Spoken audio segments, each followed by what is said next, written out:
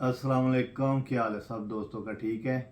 सब दोस्तों को जुमा मुबारक। कैसे हैं सब दोस्त? आज कबूतरों को वैक्सीन कर रहा हूँ, बच्चों को, कबूतरों को। और ये बहुत लाजवाब वैक्सीन है, मेड इन सऊदी अरेबिया है, नहायत सस्ती है, 4-5 हज़ार की है, 1000 कबूतरों की। और बहुत ही अच्छा रिजल्ट है। अगर ये लग जाए तो रानी खेत की वायरस नहीं आता, लकवे जोले से कबूतर नहीं मरेगा, और जो सी मर्जी बीमारी आ जाए तो इससे बहुत इम्यून सिस्टम, बीमारी आई भी हो तो ये 3 पॉइंट इसके लगाने हैं। ये इंसुलिन की सिरिंज के 3 पॉइंट ये है इस वैक्सीन। जब बच्चा 25 दिन का हो, यानी ऊपर पर आ जाए बच्चे के, तो बच्चे को 3 पॉइंट लगा दे और 1.5 महीने बाद फिर 3 पॉइंट लगा दे।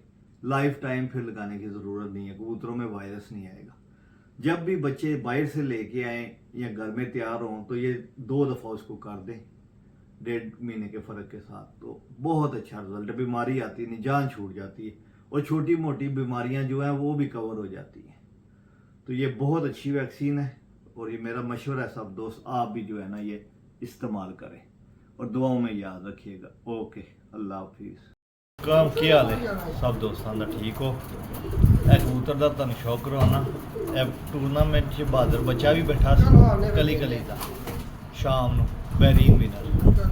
तो ये मेरे पुराने जोड़े स्लेटिक मगर सन ना, ये उन्होंने कबूतरों में ये इस टाइम हाजी मकसूद साहब कोल ने। मैं क्या चलो तुम शौक करवाइए।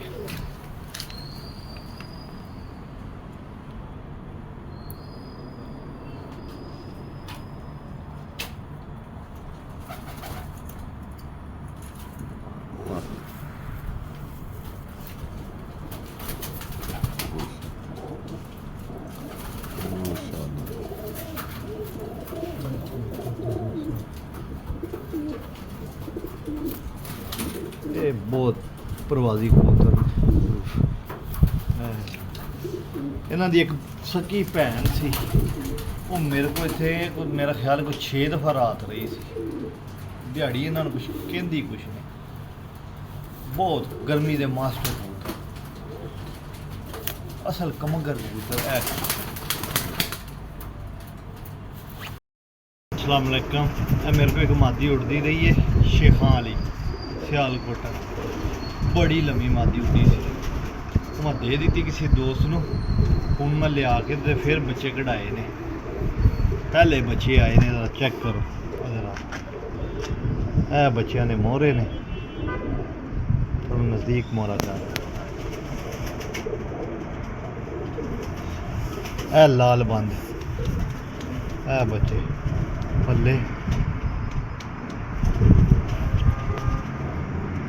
एक पत्ता इन्हों की दोनों, माँ भी बड़ी बैलेंस।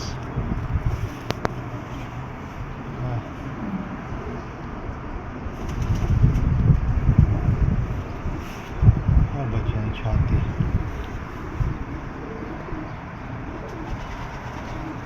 ने शेखां वाले जेडे